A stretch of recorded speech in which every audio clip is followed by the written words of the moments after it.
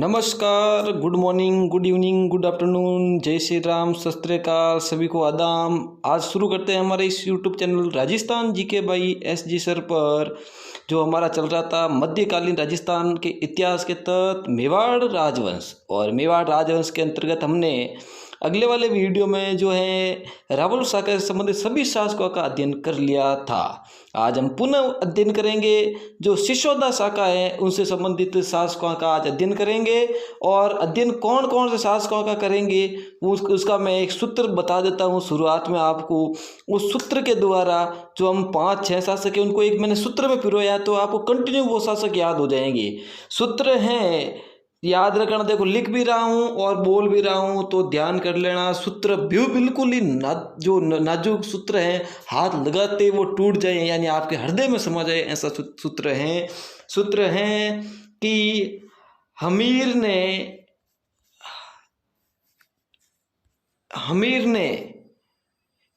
एक क्षेत्र के लिए लक्ष्य निर्धारित किया। हमीर ने क्षेत्र के लिए लक्ष्य निर्धारित किया और मौका देखते ही जो है उस लक्ष्य के तहत उसने कुंभलगढ़ दुर्ग का निर्माण करा दिया। मौका देखते ही उसने उस लक्ष्य के तहत कुंभलगढ़ दुर्ग का निर्माण करवा दिया। यानी 5 सिसोदिया वंश के जो राजवीरों के बारे में आज हम इस चैप्टर में अध्ययन करेंगे। हमीर ने क्षेत्र के लक्ष्य यानी एक क्षेत्र पाने के लिए लक्ष्य देखा और लक्ष्य को पाने के लिए मौका देखते ही उन्होंने वहां पर उस क्षेत्र को अपने कब्जे में करने के लिए जो है कुंभलगढ़ दुर्ग का निर्माण, हालांकि कुंभलगढ़ का दुर्ग का निर्माण हमीर ने नहीं करवाया परंतु एक साधारण सा सूत्र है। तो चलो शुरू करते हैं हमारा चैप्टर जो है राणा हमीर। तो ध्यान रहे, मेवाड़ की 2 शाखा थी। पहली शाखा में जो है वहां के शासक अपने पीछे रावल लगाते थे और दूसरी शाखा की जो सिसोदिया शाखा थी उनके जो शासक पीछे अपने राणा लगाते थे। तो आज हम राणा शाखा का, सिसोदिया शाखा का अध्ययन करेंगे। तो जुड़े रहे हमारे इस YouTube channel Rajasthan GK by SG sir के साथ। अभी तक आपने हमारे इस YouTube channel Rajasthan GK by SG sir को सब्सक्राइब नहीं किया है तो एक बार पुनः सब्सक्राइब कर लें। शुरू करते हैं हम। जैसा कि हमने पढ़ा था कि जो रावल रतन सिंह की पराजय के बाद, रावल रतन सिंह की जो है पराजय के बाद जो मेवाड़ की स्थिति काफ़ी गंभीर हो गई थी, नाजुक हो गई थी और लगभग 1313 ईस्वी तक जो है खिजर खां वहाँ पर शासक करता रहा। लगभग 1313 ईस्वी तक जो है खिजर खां वहाँ पर शासक करता रहा। और 1313 ईस्वी के बाद जो सोनकरा चौहान था जिसका नाम था मालदेव, और उस मालदेव को, सोनकरा चौहान को 1313 ईस्वी में जो मालदेव सोनकरा चौहान को 1313 ईस्वी में चित्तौड़गढ़ के प्रशासन का भार सौंप दिया गया था।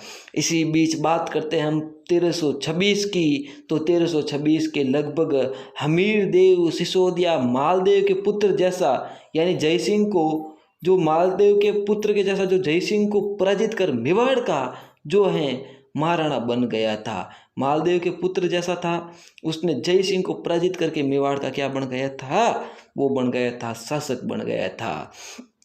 अब हम बात करते हैं मालदेव सोनकरा के बेटे बलवीर सोनकरा को हराकर, मालदेव के सोनकरा के बेटे बनवीर सोनकरा को हराकर वो है जो हमीर मेवाड़ का शासक बना। ध्यान कर लेना, मैंने अगले वाली पंक्ति में क्या कहा था, 1326 ईस्वी में लगभग हमीरदेव सिसोदिया जो मालदेव के पुत्र के समान था, मालदेव के पुत्र के समान था और जिसका नाम था जयसिंह। मालदेव के पुत्र के समान कौन था? जयसिंह को पराजित कर मेवाड़ का शासक बना है। और यहाँ पर दिया गया मालदेव सोनकरा के बेटे जो है बनवीर सोनकरा को हराकर जो है मेवाड़ का शासक बना। और हमीर सिसोदा गांव का था, इसलिए यहाँ से गोइल वंश की सिसोदिया शाखा का जो है राज्य प्रारंभ किया था। हमीर देव जो है सिसोदिया ने, जो है सिसोदा गांव का था, इसलिए हमीर देव ने जो अपने गांव के नाम पर जो अपने वंश की शाखा स्थापित की थी वो शाखा थी सिसोदा शाखा। और फिर जो है 1326 ईस्वी में लगभग हमीरदेव सिसोदिया मालदेव के पुत्र और को हराकर जो लगभग अपने मारवाड़ मेवाड़ की गद्दी पर बैठ जाता है। और महाराणा हमीर ने 1326 ईस्वी से 1364 ईस्वी तक शासन किया था। ध्यान रखना, महाराणा हमीर ने 1326 ईस्वी से 1364 तक शासन किया था। और फिर राणा हमीर जो 1326 ईस्वी में हमीर ने सिसोदिया की सत्ता स्थापित की, जो स्वतंत्र भारत तक चली आई है। यानी जब तक भारत स्वतंत्र हुआ तब तक ये जो मेवाड़ की रियासत शाखा थी सिसोदिया जो वहाँ तक चली आई थी। सिसोदा गांव की स्थापना राहप ने की थी। अब हम बात करते हैं सिसोदा गांव की स्थापना की, तो सिसोदा गांव की स्थापना वो की थी राहप ने। हमीर ने राणा की उपाधि का प्रयोग किया था, इसीलिए जो हमीर के बाद जितने भी शासक हुए उन्होंने भी राणा शब्द का प्रयोग किया था। हमीर को ध्यान रखना मेवाड़ का उद्धारक कहा जाता है, यानी हमीर को मेवाड़ का जो है उद्धारक कहा जाता है। अब आगे बहुत ही बढ़िया बात है, एक एक बिंदुओं को ध्यान से सुनना कि जो कुंभलगढ़ परिस्थिति में हमीर को विषम घाटी पंचानक कहा गया है। ध्यान रखना, किस प्रशस्ति में राणा हमीर को विषम घाटी पंचानक कहा गया है, तो कुंभलगढ़ परिस्थिति में जो इसको विषम घाटी पंचानक कहा गया है। इनके अलावा हम हमीर की बात करें तो और भी इस हमीर के बारे में और भी कई जो कथाएं हैं कि राणा हमीर व मोहम्मद बिन तुगलक के बीच एक युद्ध हुआ था। राणा हमीर और मोहम्मद बिन तुगलक के बीच जो है युद्ध हुआ था। और इस युद्ध के हम बात करें तो बीच जो इसके कहाँ पर हुआ था, तो ये युद्ध हुआ था सिंगोली में। कहाँ पर हुआ था भाई? सिंगोली में जो है ये युद्ध हुआ था। कहाँ पर हुआ था? सिंगोली नामक स्थान पर ये युद्ध हुआ था। लेकिन इस युद्ध का विवरण न तो मुस्लिम इतिहास में मिलता है और न ही किसी अन्य ऐतिहासिक स्रोतों में मिलता है। अब हम आगे बढ़ते हैं। हमीर ने जो इनके अलावा 1329 ईस्वी में स्वर्ण कलश युक्त एक मंदिर तथा एक सरोवर बनाया। हमीर ने जो है 1300, देखो ध्यान रखना मैं यहाँ पर 1300 कह रहा हूँ, और 1329 ईस्वी में हमीर ने एक स्वर्ण कलश युक्त मंदिर बनवाया। क्या बनवाया भाई? मंदिर बनवाया। और इनके अलावा एक सरोवर भी बनवाया। वो भी सरोवर रे तीर।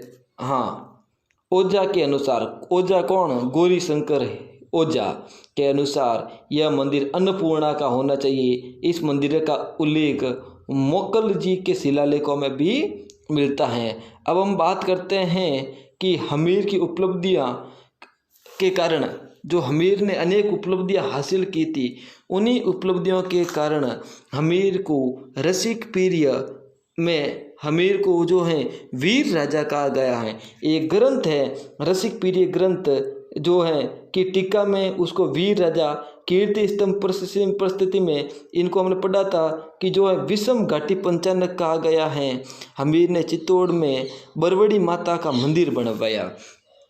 कभी प्रश्न पूछ ले एकाएक कि हम चित्तौड़गढ़ में बरवड़ी माता का मंदिर किसने बनवाया? वो बनवाया था प्रिय विद्यार्थियों, वो बनाया था हमीर ने। बरवड़ी माता मेवाड़ के गुहिल वंश की इष्ट देवी है। बहुत ही बढ़िया प्रश्न है कि मेवाड़ के गुहिल वंश की इष्ट देवी कौन है? तो बरवड़ी माता। बरवड़ी माता मेवाड़ के गुहिल वंश के जो है मेवाड़ के जो है गुहिल वंश की इष्ट देवी बरवड़ी माता। बाण माता मेवाड़ के गुहिल वंश की कुल देवी। और मेवाड़ के जो गुहिल वंश की कुल देवी की हम बात करें तो बाण माता, और इष्ट देवी की हम बात करें तो वो है कौन है? बरवड़ी माता। अब जैसा कि हमने पढ़ लिया था कि राणा हमीर के बारे में, अब हम पढ़ेंगे राणा लक्ष्य सिंह लाखा के बारे में। लाखा के बारे में पढ़ने से पूर्व इसके बीच में एक और शासक आता है जिसका नाम होता है क्षेत्र सिंह। क्या नाम होता है? क्षेत्र सिंह। मैंने सूत्र बताया था, हमीर ने क्षेत्र के लक्ष्य को रख कर जो है मौका देखते कुंभलगढ़ जो है के अंदर चला गया था। तो क्षेत्र सिंह आता है जिसका शासनकाल 1364 से 1382 ईस्वी तक रहता है। 1364 से 1382 ईस्वी तक इसका शासनकाल रहता है। इसके बारे में कुछ महत्वपूर्ण जानकारी नहीं मिलती है, फिर भी बता देता हूँ कि मालवा के शासक दिलावर खां को उन्होंने पराजित किया था, बूंदी पर आक्रमण करके बूंदी को अपने अधीन कर लिया था। इस आक्रमण का उल्लेख जो कुंभलगढ़ के शिलालेखों में भी ज्ञात होता है। श्यामल दास द्वारा रचित वीर विनोद में इस युद्ध का भी उल्लेख नहीं है। जो श्यामल दास द्वारा एक पुस्तक है जिसका नाम है वीर विनोद, जिसमें इसका उल्लेख बिल्कुल भी नहीं है। और क्षेत्र सिंह की मृत्यु है 1382 ईस्वी में हो जाती है। अब हम आगे बढ़ते हैं, जो है जिसका नाम है राणा लाका लक्ष्य सिंह, जिसको लक्ष्य सिंह भी बोलते हैं। और लक्ष्य सिंह के बारे में हम बात करते हैं तो इनका शासनकाल, भाई लक्ष्य सिंह कैसे था? लक्ष्य सिंह क्योंकि लकी था। एक जावर के अंदर चांदी की खान ऑटोमेटिक मिल गई, और एक व्यक्ति है पिच नामक बंजारा, वो अपना आप ही वो एक झील बनाकर चला गया, तो इनको कुछ करना ही नहीं पड़ा था, इसलिए लकी था। अब हम बात करते हैं जावर उदयपुर में सर्वप्रथम चांदी की खान मिली। इसको पढ़ने से पूर्व हम पढ़ते हैं, क्या पढ़ते हैं गुरुजी? तो भाई ये पढ़ते हैं कि जो राणा लाका हैं, राणा लाका के बारे में पढ़ रहे हैं। तो लाका का जो शासनकाल कब से कब तक था? तो 1382 से 1421 तक, 1382 से 1421 तक राणा लाखा का शासनकाल रहा था। जावर उदयपुर में चांदी की खान प्राप्त हुई थी, ये मैंने बता ही दिया था। एक बंजारे ने पिचोला झील उदयपुर का निर्माण करवा दिया था, जो एक घुमक्कड़ व्यापारी था। पिचोला झील के पास ही एक नटनी का चबूतरा भी है, ये भी बना हुआ है। इसकी भी एक छोटी सी कहानी है, कभी फुर्सत में बताएंगे आपको। कुंभा जो है हड़ा या नकली बूंदी की रक्षा करते हुए मारा गया था, उसकी भी एक कहानी है। तो ये कुछ कहानी मैं आपको बताऊंगा कभी समय मिलेगा तो। हालांकि उस कहानियों का कोई औचित्य नहीं, फिर भी कहानियाँ बहुत ही रोचक होती हैं। और इस प्रकार हम बात करते हैं कि यह क्षेत्र सिंह का ज्येष्ठ पुत्र था। कौन? लाका। पिता का नाम क्या था? क्षेत्र सिंह। क्षेत्र सिंह का बहुत ही प्यारा लाडला ज्येष्ठ पुत्र था। 1382 ईस्वी में गद्दी पर बैठा। इसका शासनकाल के अंदर जो मैंने बताया था कि भाई जावर में चांदी की खान प्राप्त हुई, और जिसने मेवाड़ के पुनर्निर्माण में महान योगदान दिया था। मेवाड़ रियासत का पुनर्निर्माण के अंदर जो है इसने चांदी की जो जावर के अंदर जो चांदी की खान निकली थी, उन्होंने पूर्ण जो मतलब अपना क्या नाम पूर्ण रूप से योगदान दिया था, सहयोग दिया था। अब हम बात करते हैं विद्यार्थियों राणा लाखा के क्षेत्र सिंह की लक्ष्य सिंह की राणा लाखा की बात करते हैं।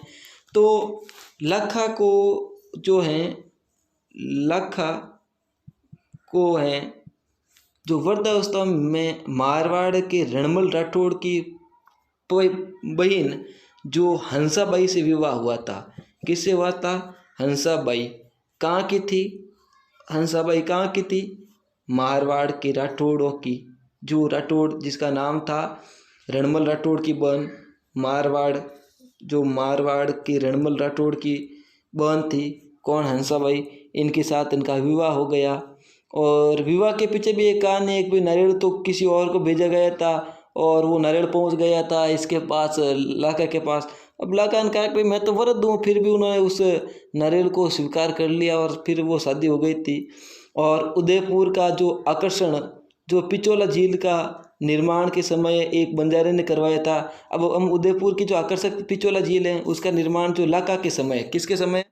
तो उदयपुर के अंदर एक आकर्षक पिचोला झील का जो निर्माण लाका के समय एक बंजारे ने करवा दिया था। अब हम बात करते हैं कि कुंभा जो है हड़ा या नकली नकली बूंदी की रक्षा करते हुए मारा गया था। एक जिद कर ली थी कि भाई जो बूंदी का एक जो तारागढ़ का किला था उसके अंदर विजय करेंगे, परंतु वहाँ के जो सैनिकों ने कहा था कि भाई यहाँ तक पहुँचने के अंतर्गत तो कुंभा मर जाएगा, इस प्रकार की थी। तो फिर वो जो है मेवाड़ जो है एक कुंभा हड़ा था जो नकली बूंदी की रक्षा करते हुए मारा गया था। फिर हम बात करते हैं मेवाड़ के अंतर्गत जो नॉर्थ के रूप में देखते हैं मेवाड़, जो राणा लाका, इधर हम देखते हैं मारवाड़, ठीक है, चूड़ा। ठीक है, चूड़ा और ये राणा लाखा। तो चूड़ा ने क्या किया था, अपनी पुत्री हंसाबाई, एक पुत्र थी, एक पुत्र था जिसका नाम था रणमल, एक तो पुत्र थी एक था रणमल। इधर लाखा का एक पुत्र था चूड़ा, ठीक है। अब हुआ यूं कि भाई हंसाबाई विवाह किससे करना चाहती थी, लाखा के पुत्र चूड़ा से। तो अपने पिता को कहा कि भाई मुझे तो इसे विवाह करना, किससे किससे कहा, अपने पिता चूड़ा से, मारवाड़ के शासक थे। अब ये हुआ कि राणा चूड़ा जो हैं से विवाह करना चाहते थे, तो रणमल ने, उसका भाई रणमल था, तो उनके पिता ने एक नारियल भेजा। हुआ यूँ कि चूड़ा उस समय दरबार में नहीं था, तो नारियल पहुंच गया कहाँ पर, राणा लाखा के पास। तो शादी किससे हो गई, लाखा से हो गई थी। ये छोटा सा इंट्रोडक्शन था, समझ में आया तो ठीक है, नहीं तो एक बार और देख लेना। अब मारवाड़ के राजा चूड़ा, और हाँ इसी कारण बाद में उन्होंने एक भीष्म प्रतिज्ञा ली थी कि मतलब आज ही मैं शादी नहीं करूँगा, इसलिए जो राणा चूड़ा को मेवाड़ का भीष्म पितामह कहा जाता है। मारवाड़ के राजा चूड़ा की बेटी जो हंसाबाई की शादी जो है मेवाड़ के राणा लाखा से हो गई, और इस समय लाखा के बेटे चूड़ा ने प्रतिज्ञा ली कि वह मेवाड़ का अगला राजा नहीं होगा, और हंसाबाई के बेटे को मेवाड़ का अगला शासक राजा बनाया जाएगा। चूड़ा को मेवाड़ का भीष्म पिता कहा जाता है, क्योंकि उसने भीष्म प्रतिज्ञा ली थी आजीवन शादी नहीं करने की। चूड़ा था को इस बलिदान के कारण कई विशेष अधिकार दिए गए थे। जो चूड़ा ने जो ये बलिदान दिया था, इस बलिदान के कारण कई जो है विशेष अधिकार दिए गए थे। उन विशेष अधिकारों में हम बात करें तो मेवाड़ के अंदर जो 16 प्रथम श्रेणी के जो गांव थे या राज्य थे, मेवाड़ के अंदर जो 16 प्रथम श्रेणी के जो ठिकाने थे, वो ठिकानों में से 4 चूड़ा को दे दिए गए थे। 16 प्रथम श्रेणी के ठिकानों में से 4 जो है चूड़ा को दे दिए गए थे। इनमें से सलुम्बर उदयपुर भी शामिल था। सलुम्बर का शासक मेवाड़ का सेनापति होगा। इसमें यह शर्त रखी गई थी कि जो सलुम्बर का शासक होगा वो मेवाड़ का सेनापति होगा। सलुम्बर का सामंत मेवाड़ के राजा का राज तिलक करेगा, और जो मेवाड़ के राजा का राज तिलक कौन करेगा, सलुम्बर का सामंत ही मेवाड़ के राजा का राज तिलक करेगा। तो ये भी उस समय शर्त रखी गई थी, और राणा की अनुपस्थिति में सलुम्बर का सामंत राजधानी संभालेगा। जब मेवाड़ का राणा अनुपस्थित रहेगा तो राजधानी कौन संभालेगा, तो सलुम्बर का सामंत राजधानी संभालेगा। मेवाड़ के सभी कागज पन्नों पर राणा के साथ साथ सलुम्बर के सामंत का भी हस्ताक्षर होना अनिवार्य रहेगा। इस प्रकार की जो है शर्तें रखी गई थी। और फिर है मेवाड़ के प्रशासन में सलुम्बर का क्या महत्व था, तो इसमें सेना की सबसे अगली टुकड़ी, और जिसको हम हरावल कहते हैं, और सेना की सबसे जो पिछली टुकड़ी को कहा जाता है चंदावल। कभी पूछ ले कि भाई हरावल और चंदावल में क्या मतलब है, तो सेना की सबसे अगली टुकड़ी जिसको हरावल कहा जाता है, और सेना की सबसे पीछे वाली टुकड़ी इसको जो है चंदावल कहा जाता है। हरावल अगले वाली टुकड़ी, चंदावल पीछे वाली टुकड़ी। इससे पूर्व मैंने कहा था कि मेवाड़ का प्रशासन में सलुम्बर का क्या महत्व था, तो ये हमने यहाँ पर देख लिया कि पूरा मेवाड़ के प्रशासन में सलुम्बर का जो पूरा महत्व था। तो इस प्रकार जो है हमने महाराणा लक्ष्य सिंह के बारे में जो अध्ययन किया। वीडियो कैसा लगा एक बार कमेंट बॉक्स में जरूर